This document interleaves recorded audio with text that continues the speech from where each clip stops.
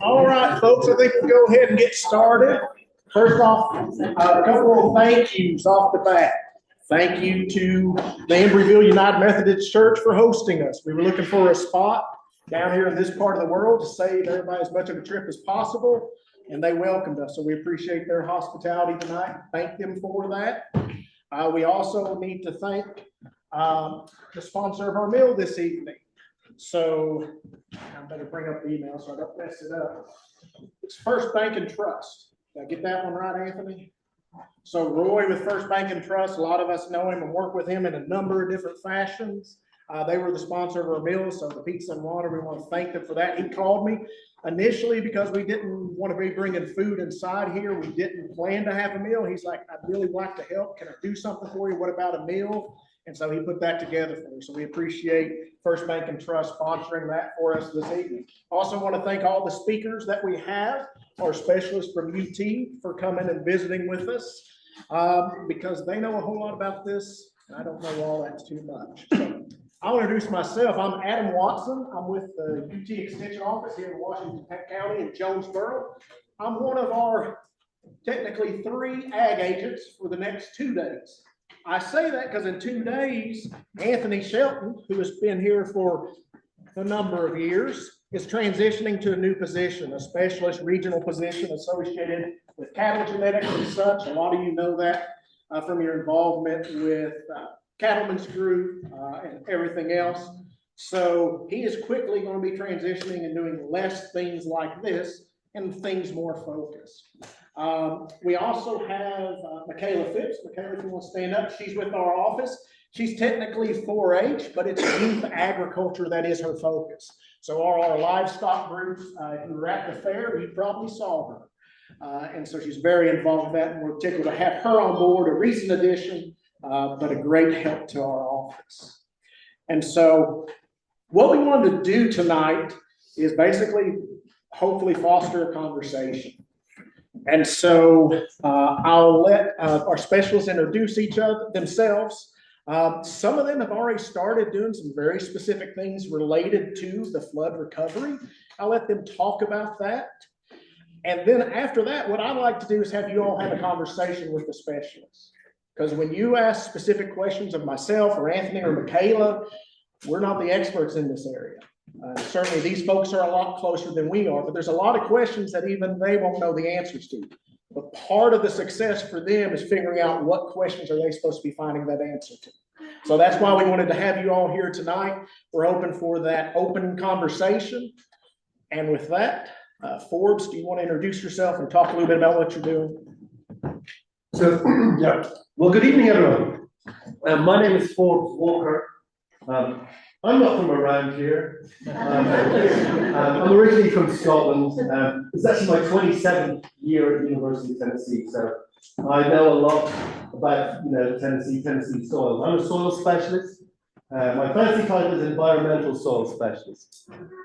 So when these floods first happened, we were thinking, oh no, we're hearing about lots of these sediments. What's in these sediments? Sean Hawkins and myself came up here a couple of weeks ago. Several of us have been up here, 3 or 4 times in the last week. So we've sampled some of the sediments. We've got an idea about what we're working with.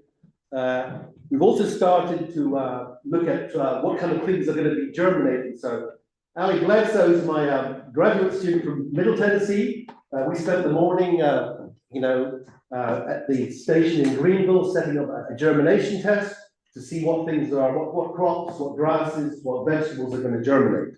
So we've already made a good start on what we are hoping to do next year. The plan is with the results of the germination tests, we'll be able to do some field trials out on some people's farms, we hope, try some different soil management techniques and see what works to get these soils back to productivity.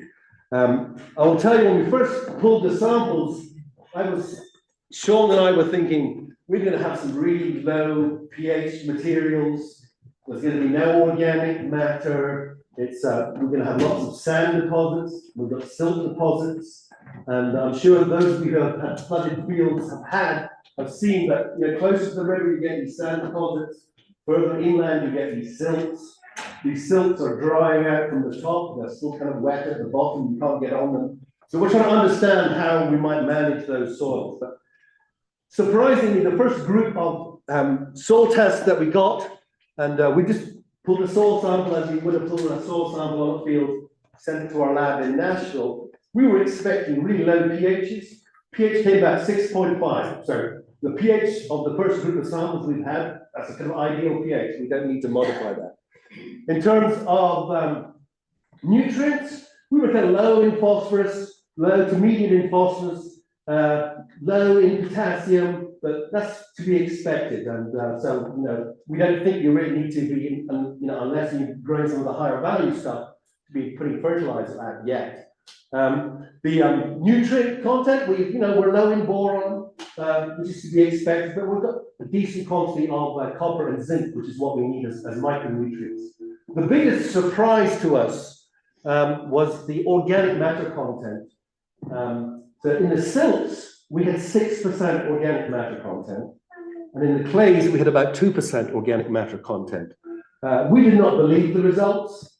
So the lab in Nashville tried a different method. We just got those results today, and they said, yes, it's 6% and it's 2%. So, those of you who are biblical scholars and remember the Old Testament stories about the great floods in Egypt, when the Nile came down and flooded every year, that's what sustained ancient Egypt for, 2,000, these floods bringing all these nutrients in the sediments. So this is what's going on here. It's kind of interesting. I kind of like to sort of learn a little bit about history. So those of you who live along Nonotucky know that we've had floods before. This is not an uncommon thing. Nonotucky is a Cherokee name meaning raging river, so it's not a surprise. But those of you who are a little bit grey in the head may remember the flood of 1977, and there was a smaller one in 2004. But going back, there was one in 1916, there was one in 1901, there was one in 1867, there was one in 1824. So this happens with very frequent occurrence. And the thing that got us this time was the size of the storm. It was much, much bigger than previous things. But it wasn't that the rain was happening here in Tennessee. It was the neighbors in North Carolina. They got double or triple the amount of rainfall that we got. And that was where the real problems came from. So at the moment we're starting to run these tests, I'm feeling quite happy what I'm seeing out there. Last week, 2 weeks ago, Sean and I were on Fish Hatchery Road in Greene County. One of the bridges had gone out, and seen people had tried working on some of the erosion, and they turned some ryegrass seed out. And I'm sure Bruno is going to be talking about this. We thought that was a waste of time. We went back last week, and it's all greened up. So stuff is germinating, and so that gives me hope. And what we're wanting to do is get some good soil structure back in place.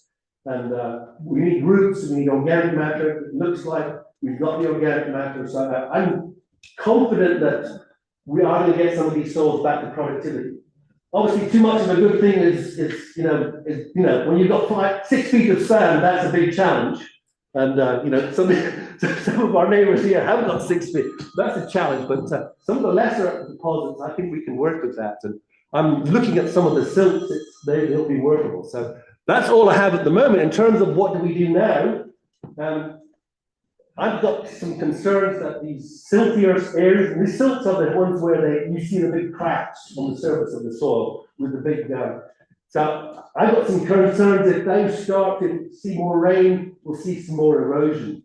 So if we can, what I'd like to see is, can we put a protective layer on the top of that over the winter? There's lots of ruined hay bales. That would be an ideal thing if we can get that out there.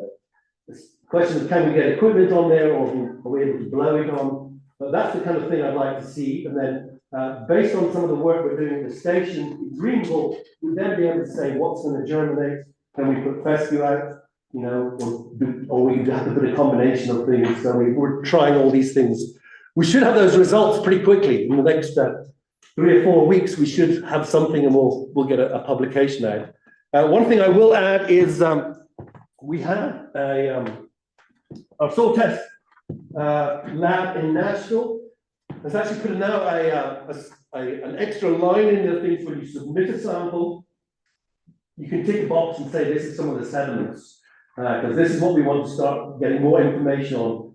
You know, do we see a variety of soil chemistry out there with these sediments, depending on where we are in the Nolichucky. So, I mean, our recommendation, if you've got, you know, a field inundated with primarily silt or primarily sand, pull a sample, a 6-inch sample, as you would a soil sample, get that to the lab, and then you'll get some idea about, do we need to amend it? I thought we were going to have to, but these initial results are showing that the ones we've seen so far, we don't have to. I'll be quiet. I'm supposed to be having a conversation. I'm not very good. But I just thought this is, so we are actually actively working on this with being up there. So I think I'm going to have to move to Washington County. We take it. But anyway, okay, Annette.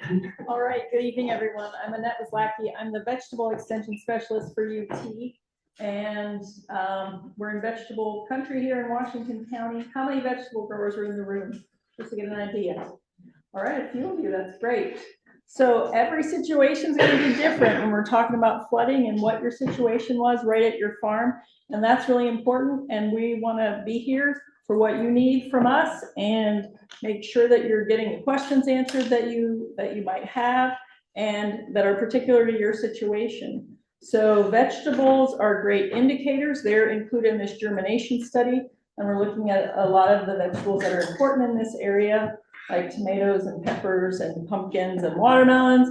But we're also looking at green beans because they're a great indicator crop if there's chemicals that are present and they can make them gnarled up. And so they're a great indicator to look at in that regard.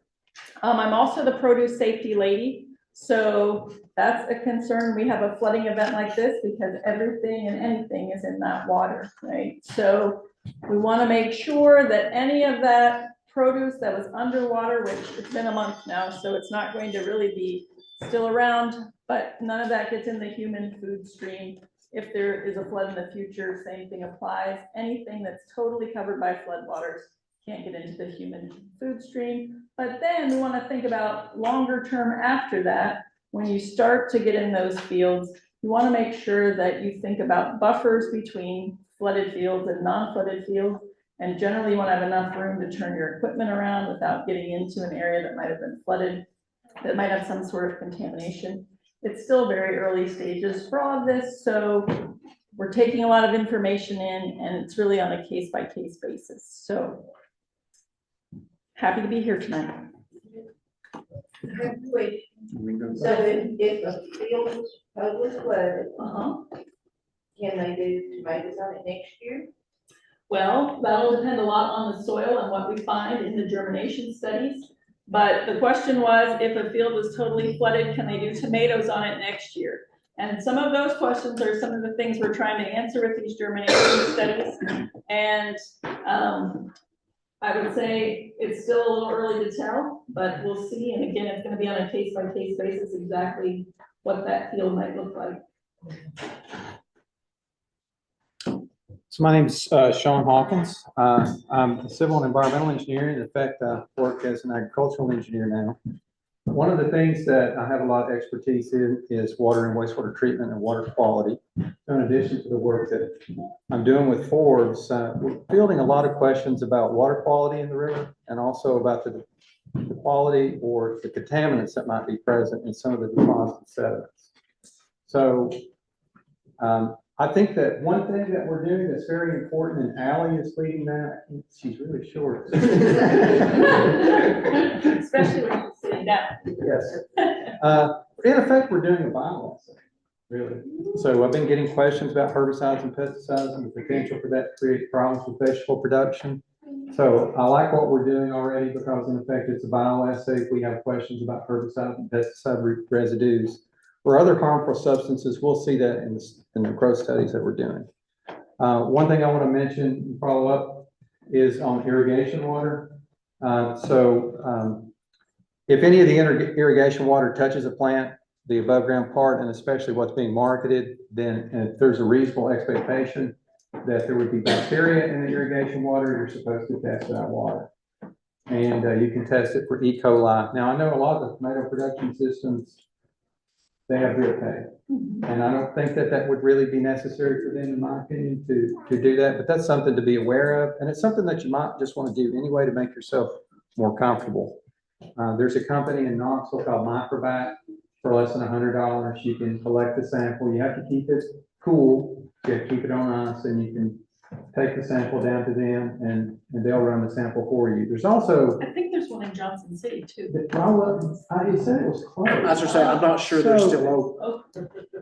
I wanted to ask about that and see, yeah. And so the other thing is there's several utilities around here. So there's a public database that I can go to and look at, and I can see who's certified to run these tests on these bacteria. And several of the utilities in and around here in Irvin, for example, and in Johnson City, I don't want to inundate them, with samples, but they may be able to run the sample for you for free because they have to run those samples every day. Also getting a lot of questions about heavy metals. In the samples that we collected that were predominantly sand and silt, we do see elevated concentrations of the copper and zinc. We have an instrument called an ICP that we're looking at right now at some of the other metals that might be problematic, that might be toxic. But quite honestly, I don't expect that to be a problem. In the 1970s, when we had lots of manufacturing, we had produced chrome bumpers and lots of electronic boards, we had discharges associated with industry or for those heavy metals, and we saw those in water and wastewater treatment plants, but I just don't see what the contributing factor would be here. Last thing I want to add on what Corpsena, so one of the interesting things when we started sampling the deposits and sediments that I'm very concerned about, what I expected is that we would be able to come and advise you all that, okay, we need to be aware of what's deposited where. Closer to the river is going to be sand, further away it's going to be silt. Those are going to create management zones for you, or soil water management. But in sampling those sediments, what we see is that there's actually layering in the deposited material from silt to sand to silt. We pulled several samples, that showed that profile, and that's a water management problem because the silt is going to want to tend to hold on to the water, and all of the sand is going to drain when it comes to you completely. So what I'm wondering is whether or not where it's practical, we would mix those materials together. If you don't do that, then it's going to create a serious soil water management problem. And that's about it. So I know there's probably questions about other contaminants that might be in the water or in the deposit sediment. Sean, do you want to briefly mention about testing for pesticides? We don't really know what. I did look, so before I came today, so we could send those samples to Waypoint, for example, in Memphis. They're going to be over $1,000 a sample. And even those you're not going to get a complete coverage for all possible herbicides and pesticides. I think the bioassay, in my opinion, is a more practical way, to look at that question. The heavy metals are the same way. So we regulate those and use this test called a toxicity characteristic leachate potential test. It's $1,000 to run that test. So I think what we would prefer to do would be to just rely on extended IP analysis that we would do with our soil testing for that.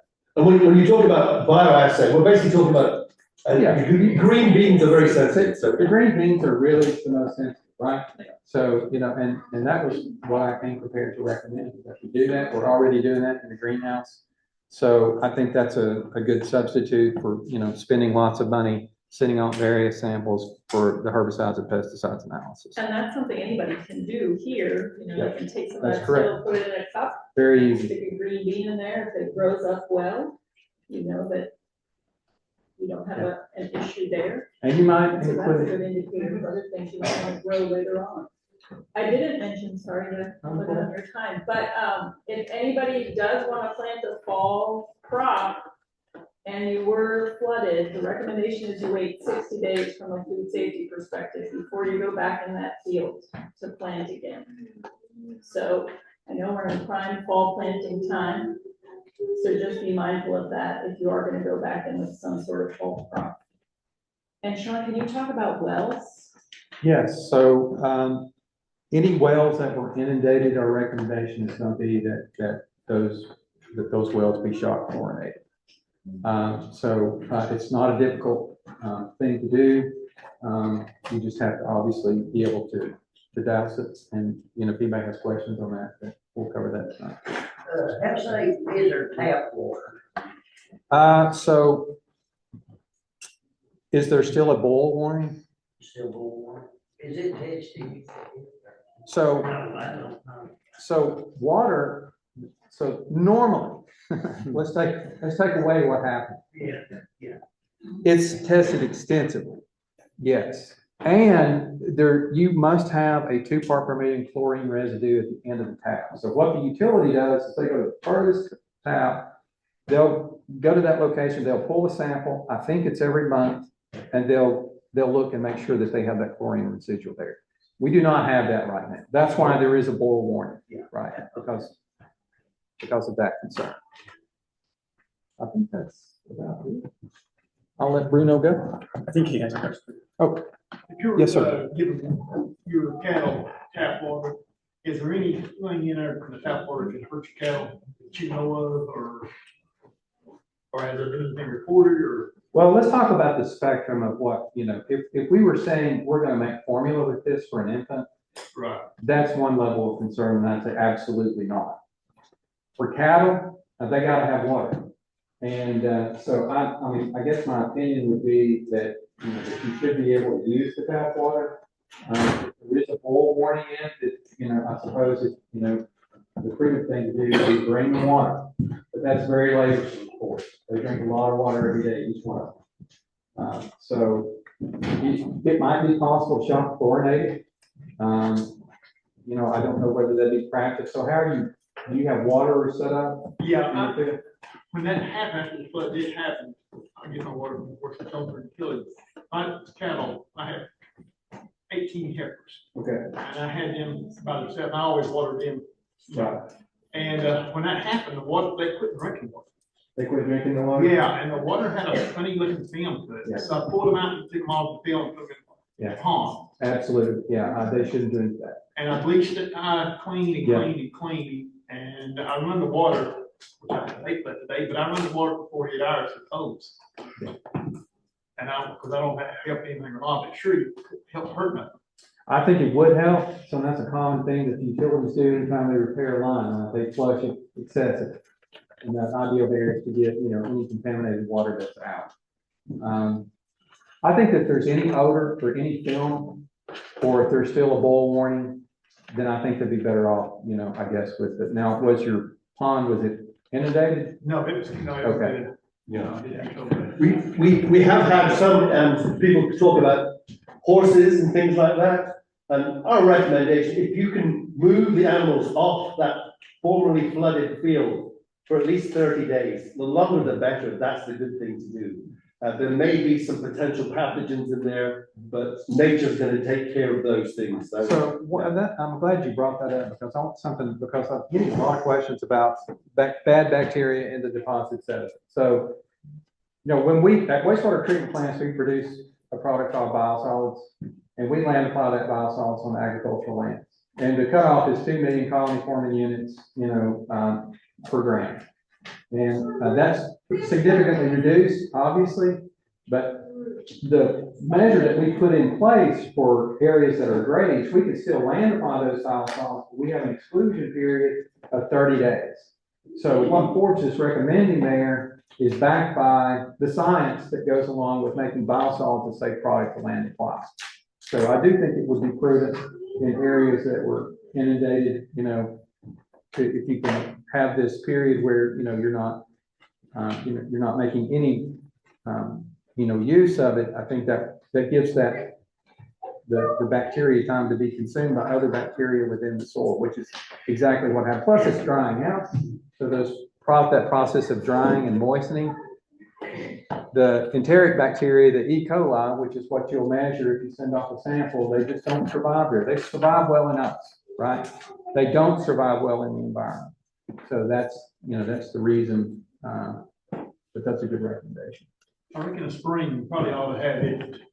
We haven't had ours checked, and that's really sad to say, but we haven't. It's not difficult to do. If you. Well, you can just get a bottle of it and take it. You can. You need to keep it on ice if you're going to go take it to a utility, and hopefully, I think they'll be accommodating. If you can just put that sample on ice and just take it to them, I'm sure they'll slip it into what they're normally. And I've got a whole list up here. are the ones that I saw, the utilities that run them. But any of the water and wastewater treatment plants are gonna be running that Nutella assay frequently. And of course, you always have the option of, taking it to microvac. The problem with it is you need to get it to them within 6 hours. So that's a hassle. You're gonna have to drive it down there to them, drop the sample off, and during that process, between the time you sample and get it to them, you need to keep the sample treated. Okay, that's it. Bruno? Students. Good evening, everyone. I'm Bruno Pedreira. I'm the forage specialist and director for the Division Forest Center at the University of Tennessee as well. And what do I need to tell you guys, right? We have been thinking what we're going to do after this. That's what I think was what we have been discussing the most in the last few weeks there. And from the forage perspective, from the pasture perspective, I would say that the first thing would be try to clean the pastures of the hay field. I think you guys have been cleaning a lot the last few weeks, right? We've been driving today. So it's important to not try to not hurt the animals the next few weeks when you're trying to bring them back to the pastures. I like the recommendation to try to get them out for 30 days. And even from the pasture perspective as well, right? We stress those plants. So if you can give them another 4, 5, 6 weeks, let them regrow a little bit, wherever is due there. I have been seeing a lot of photos and videos and visiting a few places where we do have maybe 3, 4, 5 feet of soil or sediments there. But I've been seeing a lot of them that we just had a little bit of that, right? I think most of the area, we do not have 4 feet of sediment. We will have like a feet, half of a feet or something, like a few inches. So in these places, I think the first thing would be try to clean as much as you can, try to spread as much as you can. We know the cost of this is cost prohibitive to try to spread 5, 6 feet of sediment as we have been seeing around. So do your best to try to bring it back to the level that you have, but we know that it's gonna cost you a lot of money, right? And in some places it doesn't worth to do it right away. The second thing I will try to mention on the forage side is the hay bales. A bunch of you guys had hay bales outside that they were underwater, or they were there underwater for a few hours or days. So check those bales to see how they are right now. They most likely will have some mold. Some of them we already trashed it. Some of them we already lost, right? I have a few farmers that I was talking with, and they don't even know where the bales are right now. They are gone at this point. So if you still have some and you have them, underwater or under floating for a while, we need to make sure that you are not going to use these to feed the animals. The more you have mold there, the worse can be in terms of animal health. So we need to try to avoid it as much as we can. And the animals will avoid it by themselves, right? We know every time you try to feed animals with a bad hay, with a mold hay, they will end up leaving something behind. But I don't know how it's going to be the shortage of hay around us. You may only have that one that you need to feed it. So I will try to avoid as much as you can and check all of them to see if you do not have any kind of mold on them. And thinking about the shortage supply we may have because we lost a lot of hay bales, one of the things I think we need to do through this winter is to try to feed the hay with the highest efficiency you can have it. So if you have hay device, it's going to be better to use it than unroll hay. I think we will try to unroll hay, we'll try to recover those soils, and we can use the ones that were underwater, the ones that you don't want to feed them. So you can bring it in to improve a little bit organic matter, to try to reduce the erosion, to try to reduce the areas you have bare ground. But if you do it, do not allow the animals to come right away, right? Because this hay is going to take a few weeks, maybe, or months to start to decompose there and be part of the soil. So if you need to trash some hay, if you were planning to unroll hay that was underwater, don't do it in the same pastures you have your animals. Try to have them out for a few days. And on the other side is feed with the highest efficiency you can have at this point. On these areas that we do not have a bunch of sediments, because the ones we have the sediments, those soil guys here will be helping us in the next few weeks to figure out what's going to grow there. I'm pretty confident that the foresters are going to thrive on that condition. We already saw today a bunch of new grasses coming out of some of the fields we visit. So I think we'll be able to have some forages coming out of these fields, especially the ones we only have a shallow layer of sediment. If we can spread it, make it even again, and most likely, if you were able to incorporate these sediments, will help us to bring some of the topsoil to the top, and then we'll have a little bit better situation than just leave the sediments there. You mentioned about the fall planting, right, for the horticultural side. We are already out of our window for the forage side, so everything after October, late October, early November is not gonna be growing well. So our best window from now on is gonna be February, when we can plant oats. Bruno, how late is too late, right? October 29th. I can still plant something. You can take the risk and try to plant something, but the problem is we never know when we are going to get the next frost. You may plant next week and it may be hot for another month. And maybe, I think last year or 2 years ago, we got our first frost more like mid-December and everything was fine in November. But this year, we already got the first frost, so we do not know when we're going to have the next one. So can I take the risk? Yes, you can. No, we just need to know that this is a risky action to be taken at this point. I'll say that the February window when we have the oats is going to be the big window we have to try to produce some source of forage in our pastures. And after that, you may want to consider the summer animals, right? May 1st, from May 1st and on, crabgrass, sorghum, sudax, all of these warm season animals will be an option for us. Especially, hopefully by then, we'll have a better idea of what we have in the soil. We're already, being able to spread some of these sediments, and hopefully we'll see some of these forages coming back on those pastures. I want to stress the soil test, and we have boxes here if you guys want to pick one or more when you leave tonight. They already talk about the form. One of the things that I would really encourage you guys, if you were thinking about plant oats in February or the summer annuals in May, will be taking a soil sample and figure out what you have in these fields. I have been talking with some of the hay producers, and some of the hay fields, we don't have much forage at this point, especially the ones close to the river border. So if you're planning to replant or to seed anything else, please take soil samples and find out what you have and come up with a plan.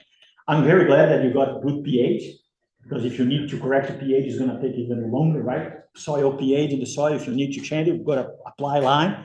And lime may take from 3 to 6 months to really change soil pH for us. So if we end up with good soil pH, I think it is already a good start from my perspective. But we already mentioned P and K is gonna be low, and phosphorus is very important when we're establishing a new pasture. So if you were short in phosphorus, if you're short in potassium, we may need to add something when we are planting. So I think those will be my first 5 minutes here of the overview on the hay and pasture side of it. Most of what I'm talking to you, we put together in this extension publication here we have here up in front. So if you want to know more, please stop by here when we finish and pick one. I think that's it, man. One other person I want to give an opportunity to speak tonight, our district conservationist is here with us. Greg, if you want to speak for a moment. Yeah, just to sort of let you all know, some of you have already met, I work for the Natural Resources Conservation Service. I work in Washington and Unicoi counties. A couple of things that we're working on right now is I'm actually teamed up with the county to try to stabilize some of these roadways back. Little Germany right down the road from us, trying to work with them to come back with more permanent armaments, so to try to protect that road whenever they want to come back and rebuild and repave. We've got approximately 25 sites across the county that's down from lower end of 107 that I'm actually meeting with them in the morning at 9 o'clock to discuss and to see what they want to take on and how much federal dollars I can bring back to them to try to protect the roads and utilities. Second thing I want to mention to you all is on agricultural land, I know that there's some programs out there right now, but I don't want to discount NRCS's programs. Even though we're stabilizing that bank for that county road, that's one program, that's emergency watershed program. Well, I can do that on agricultural land also. Now, of course, you all know I can't do them all in 1 year. But if anybody's got any erosion issues, gullies, anything of that nature, you can come and see me. Everybody knows where Rockies is. Our building's right in front of Rockies, right across from the middle and elementary school. We'll take them, you sign up, you come in, you talk to me, we'll make appointments, and we'll just start the list. We all know that the devastation is unbelievable. I've walked, I'm a little, as I get older, I get a little bit more chubby, and when I start pushing 12,000 steps a day, I feel it.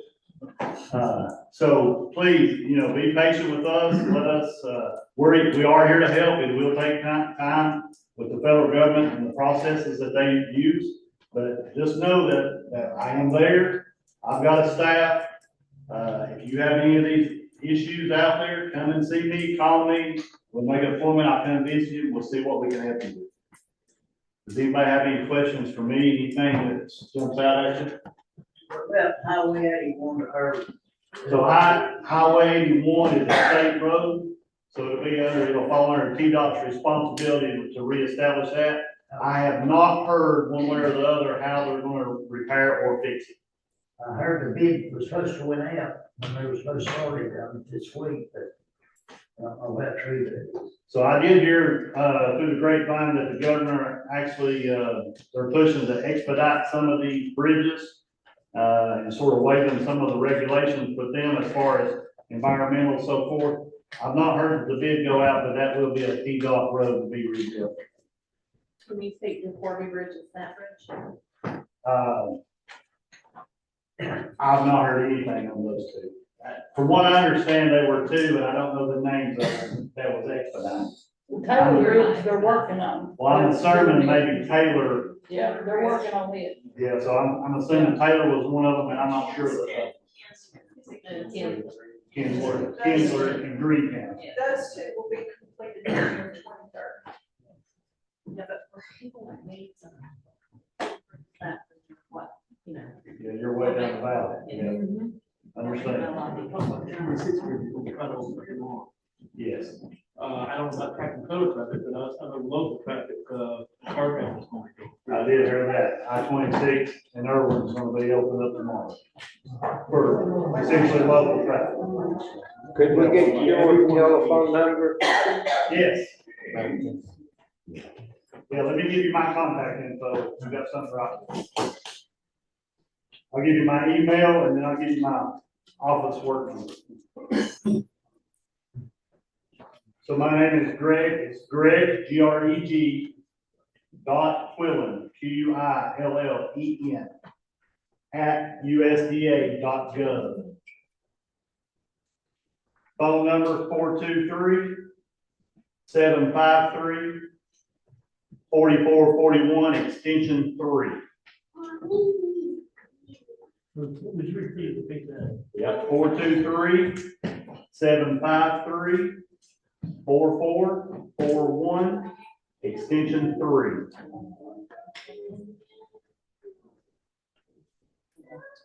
Any other questions, comments, concerns?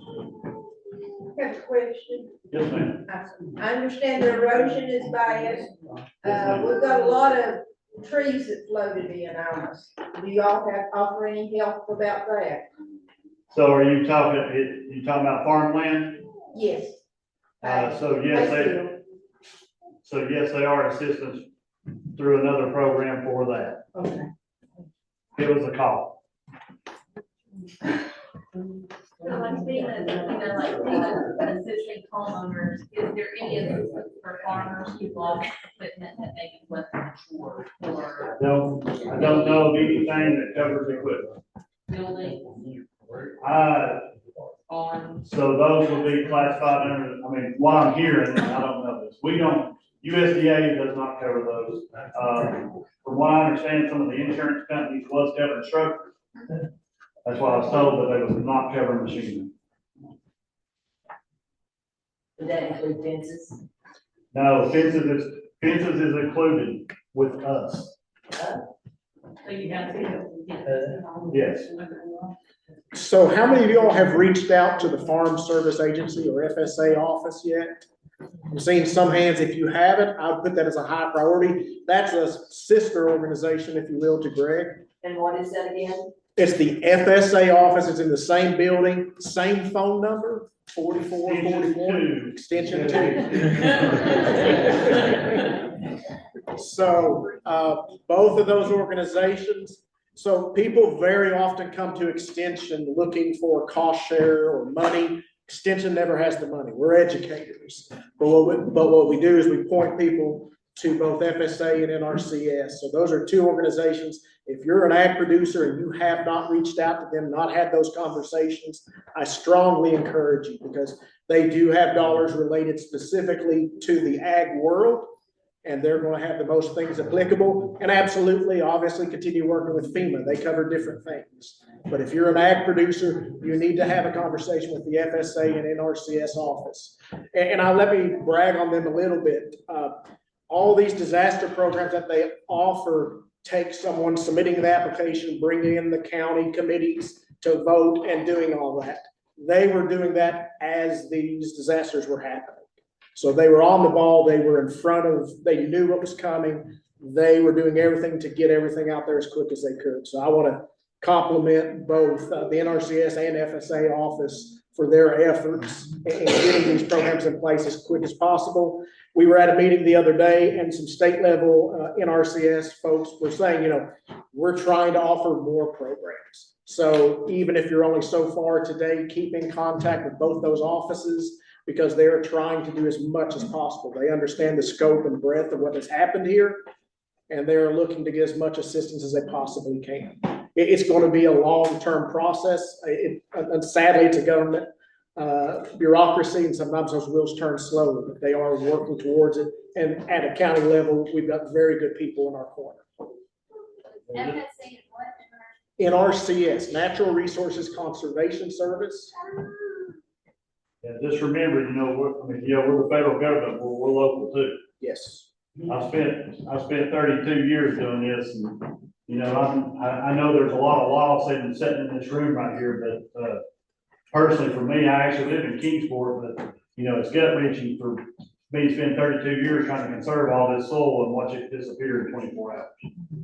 And Rita, who is actually the head of the FSA office, is from Embryville. Oh, you're here tonight. Awesome. See, I haven't got to meet you in person. We've done email, we've done phone, so please introduce yourself. I'm Weta Lance. Most of you knew me as Weta Elliott. I'm the Washington and Unicoi County Executive Director.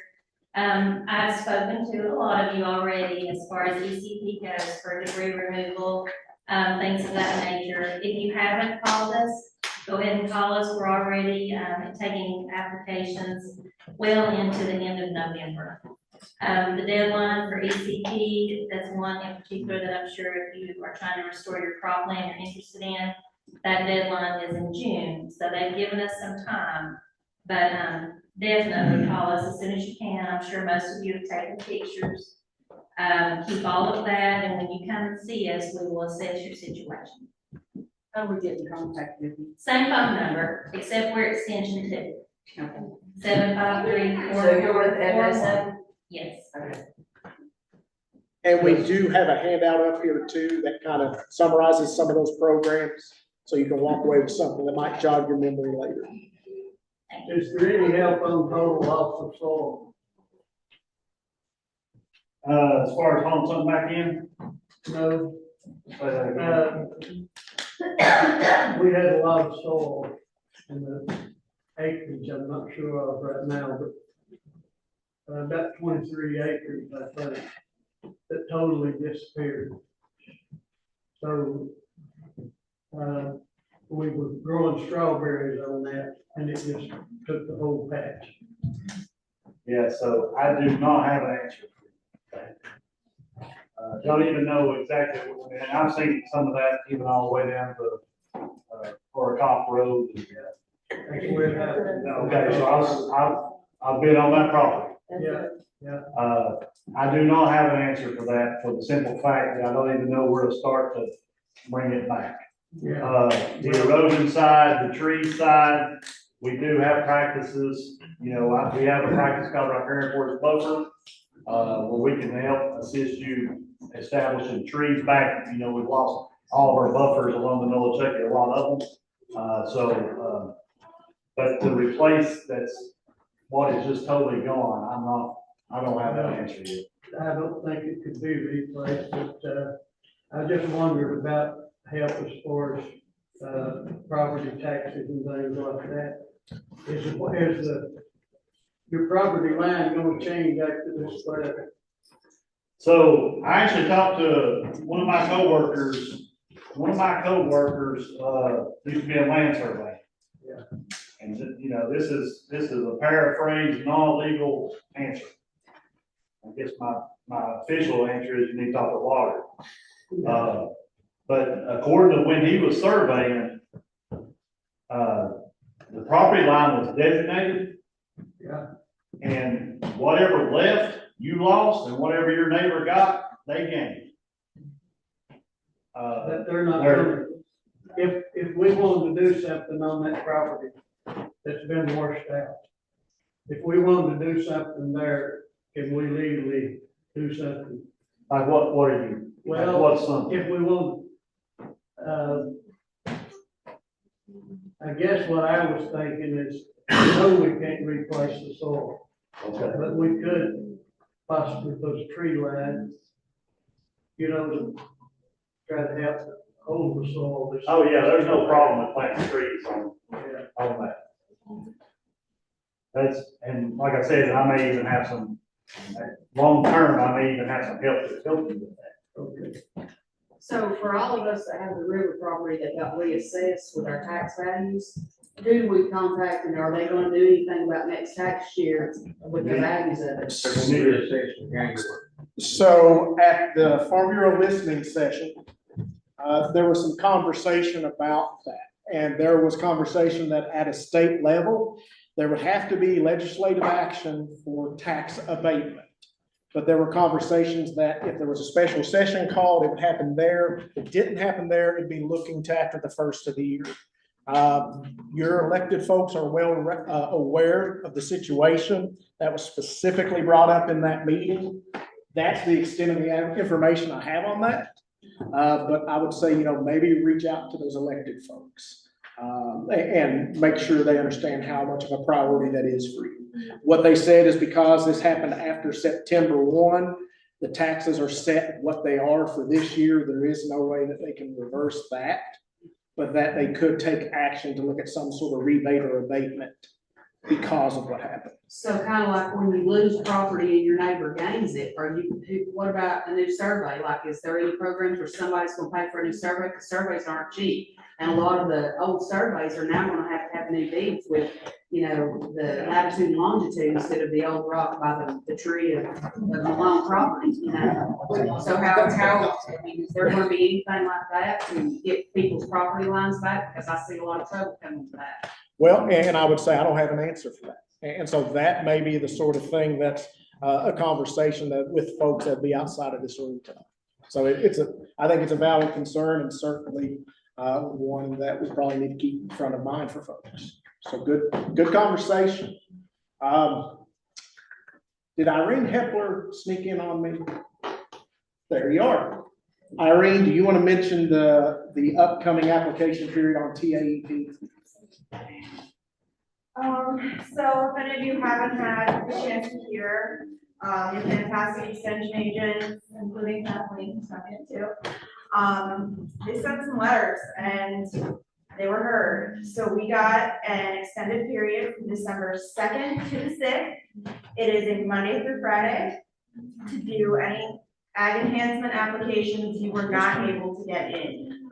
If you already were able to apply, you're in, you're done. If you weren't, that's your second go round to give it a shot. The other thing I'll say, we talked about machinery laws, if those are ag enhancement pieces, please let me know. Let Dan Bond know. If you know Kim, she does live here in Washington, let her know. We'll convey that, so that when we're not coming out and doing verifications and whatever, we're not looking for something that no longer exists.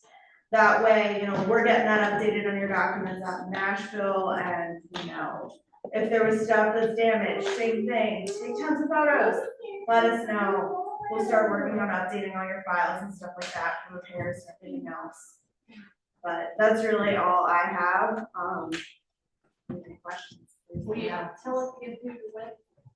I'm the Department of Ag, so I do a little bit of a lot. But for this instance, I can TAEC. Irene. What's your phone number? I'll give you a card, yeah. Is there any funds for reimbursement for trees and lot groups and stuff you've already cleaned up to the contractor? Money besides the credit union and the bank. So cleanup costs would be cost shareable under ECP possibly?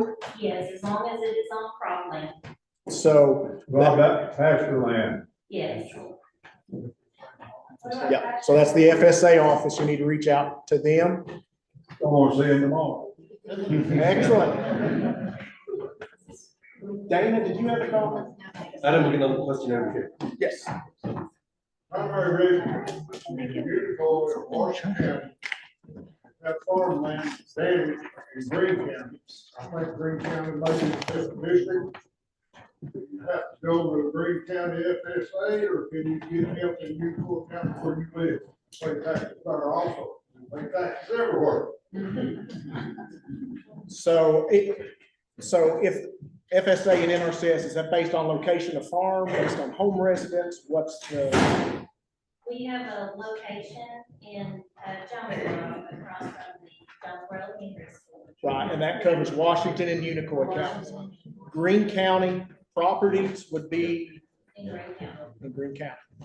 So, Have to go to FSA office in Green County. yes, sir. If your property is located in Green. The gentleman's question is that he has property in Unicoi, Greene County, and Danvers. So he's wondering if he can have FSA services in one office, or if he has to go to three You offices. can come see us. They said they'll see you in Jonesboro. There's what? They'll see you in Jonesboro about Greene County as well, correct? Exactly. NRC also? Yes. Is there any funds to help rebuild, replace, remodel a second home? Not that I'm aware of that one. Farmhouse. Yeah, I know there have been some other folks who have commented that they had housing for like ag workers.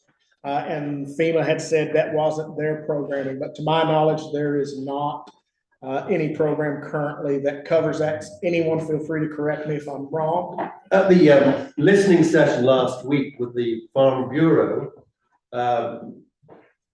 there's someone from one of our ag economists is working closely with the Farm Bureau, the Department of Ag, to try and come up with an assessment that they can then send to Washington to ask for funds for that. And of course, we don't know what that number is going to look like, but it's going to be a big number.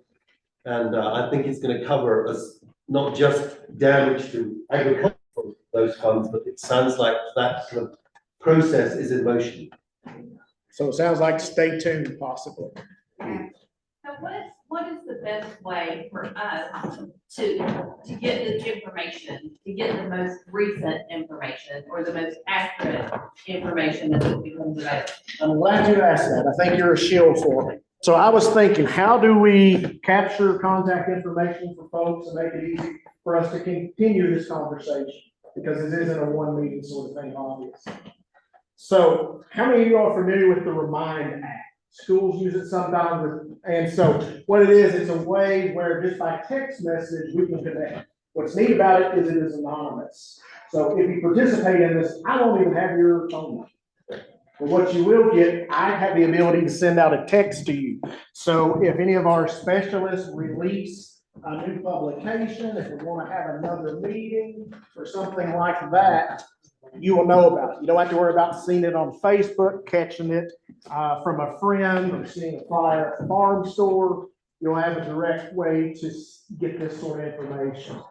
So what you do is you text to the number 81010. So you open up your texting app and you would do 81010. And in the message, you just put at WCE flood, FLOOD. I'll have to approve.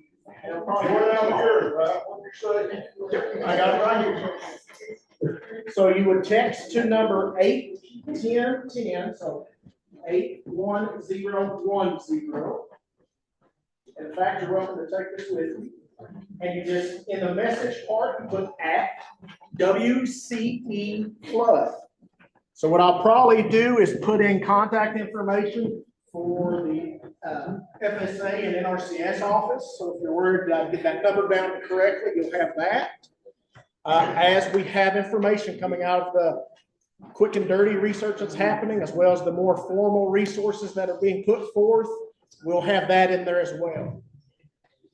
I just want to mention too, on this question of the water quality and the deposit sediment and contaminants. So we are submitting a proposal to USDA to come and do full profile samples of those and to break those up into sections and do all the tests that we talked about today. I don't know if we're going to get that funded, but if we do, this would be a good way, you know, for us to get that information out. And what we'll plan to do with the grant, we're writing in money for us to be able to come back up here and have a meeting, have some food, everybody can come in, and then we can present the results to you. I know I did a lot of hand waving today about the question of the bacteria and the heavy metals, the herbicides and the pesticides, but if we can get that funding, we won't be doing any hand waving anymore. We'll know exactly what it is. So hopefully we'll get that funded, and that would be a good way for us to communicate those results to you. We got a question back here. ETSU is doing water testing, and I went down there a couple weeks ago. They said they're pretty overwhelmed and to call ahead. And I have a phone number here on the card. You can take a picture of it, or I can tell you it.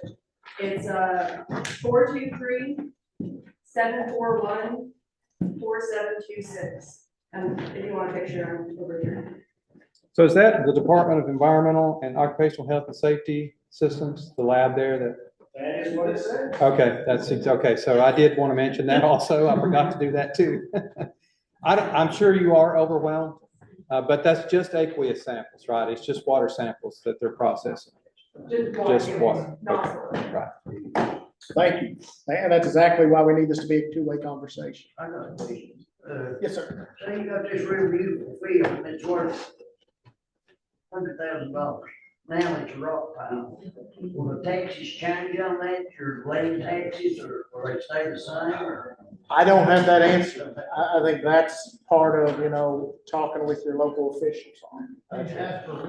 Yeah, reassessments are possible. So certainly I think that's going to be considerations moving forward. So not a bad thought. Yeah. Just real quick, if you do have those tax questions in Washington County, I would just ask you to reach out to Bobby McGuire and make him aware of your questions so that, you know, we know that's a big question you've got to address, but funnel everything through Bobby so we can collect all that information. And how would they best reach Robbie? Tax assessor office is in Jonesboro. He's in the bottom of the downtown courthouse. It's 753-1680. That would be our. No, 753, that's me. That's our. That's our office. 1670. 1670. You can call me, I'm happy to talk to you. I'm not gonna help you with the taxes. So, yeah, a large walnut road, we had a large walnut road. We planted these trees 17 years ago as like a supplementary retirement or whatever. Okay. We lost about half the trees. Okay. Is there any sort of assistance or? So timber loss, specifically planted. There is a program. It's fairly new. It's emergency forest restoration. I think we work directly with the State Forestry Service. It's ongoing and I'm learning new things every day. So if that is a concern and you're willing to, I think the lifespan of that is 10 years that you're responsible for that forest stand. So you would just need to call us and set up an appointment to come and see us.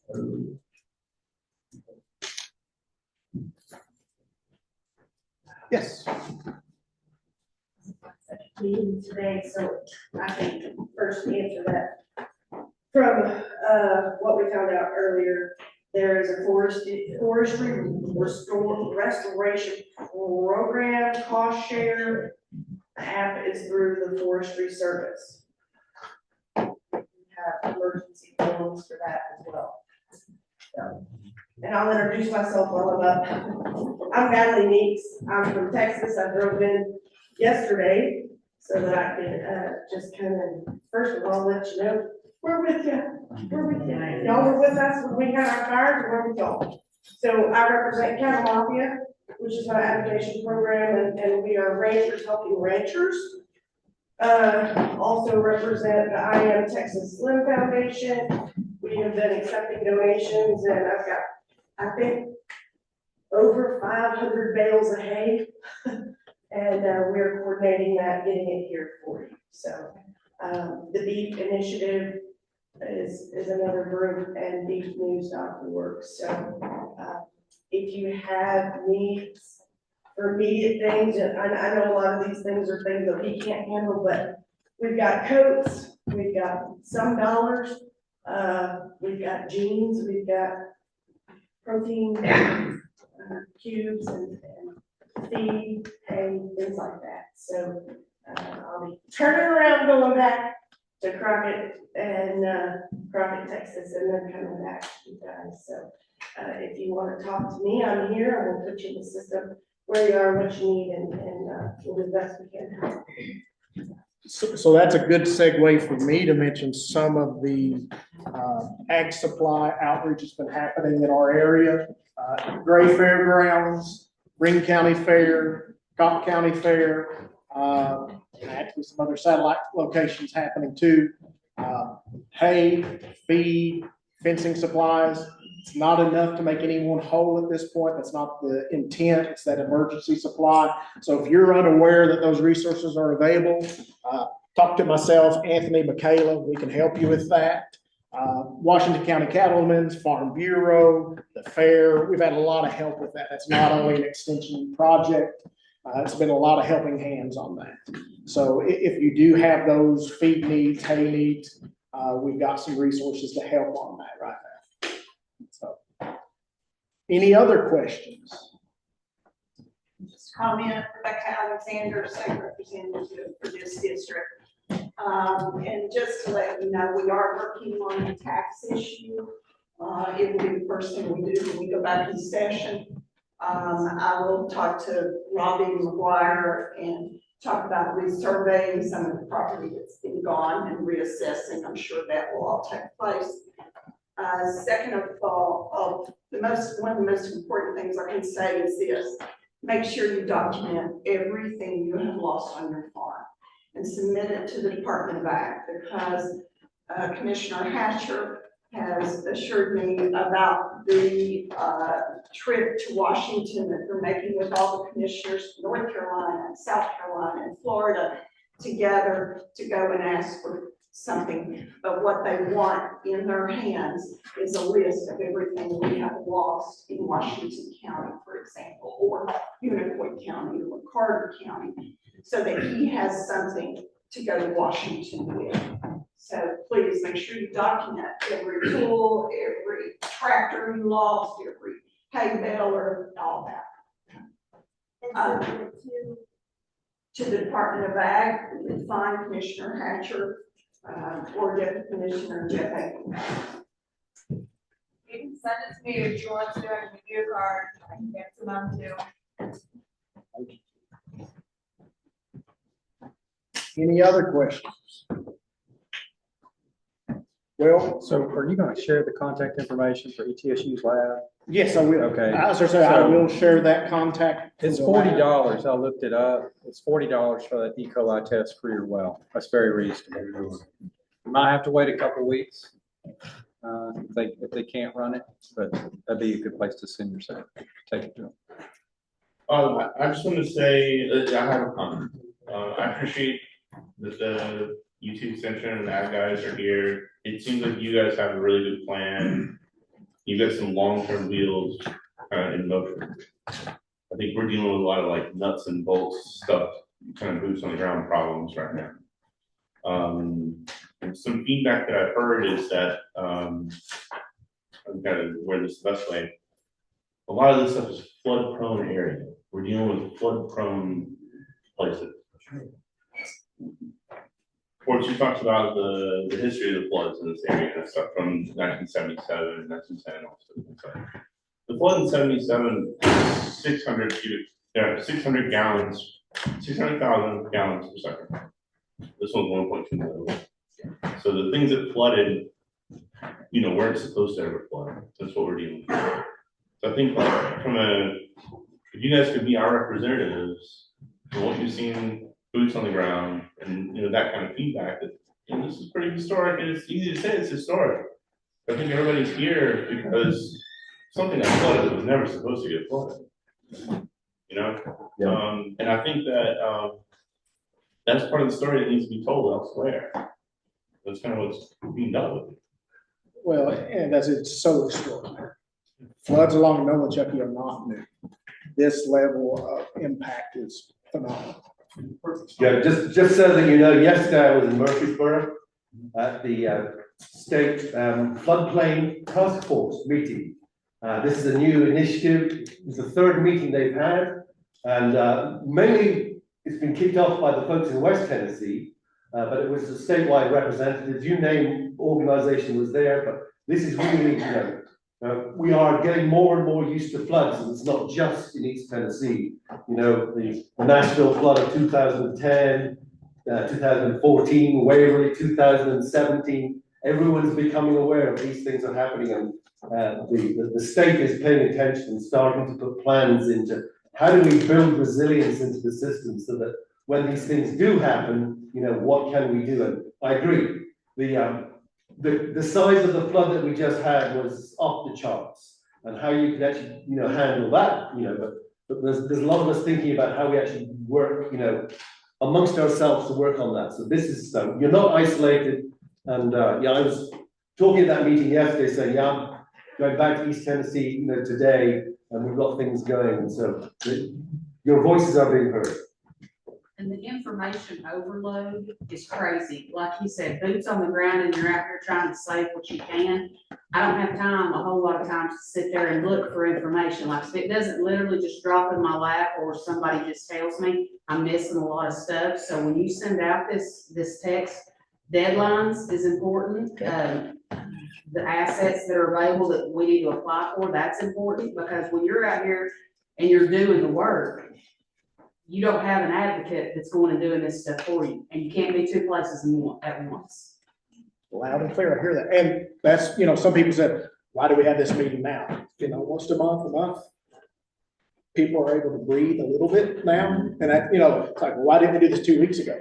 It'd been asinine to do it 2 weeks ago. Yeah. You all couldn't be. And so, and let me say this, there were folks up here speaking tonight that rearranged their schedules to be here. And so, greatly appreciate their willingness to make the effort to come up here. It's very easy for them to be busy with other things. They made sure they were here tonight. If you get home, remember something, didn't write it down, you are welcome to call me in my office. They'll have to get the message to me because a tree fell on our office. So we're not physically in our office, but the number works. So it's 753-1680. It's 753-1680. I actually have an easy email, which is weird and bureaucratic land. It's Watson, WATSON, @UTK.edu. I can remember it, so I'm proud of myself. But obviously, reach out to the extension office. I may not remember or know exactly what program you're talking about, But if I need to call Weta or Greg or someone up here, I'll get you that information. So, I mean, use us as a resource. That's why we're there. And so absolutely, we hear loud and clear. Let us help you with that. We've got time to track people and things down. We may not know off the top of our heads, but we'll do our best to get that answer. Anything else before we go tonight?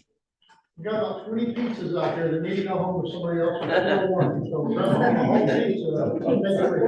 And Roy settled, you missed earlier when I thanked you for the dinner, so thank him for the dinner. With that, if there's nothing else, go ahead and sign up on that Remind app for the texting. Feel free to call me directly if you need something.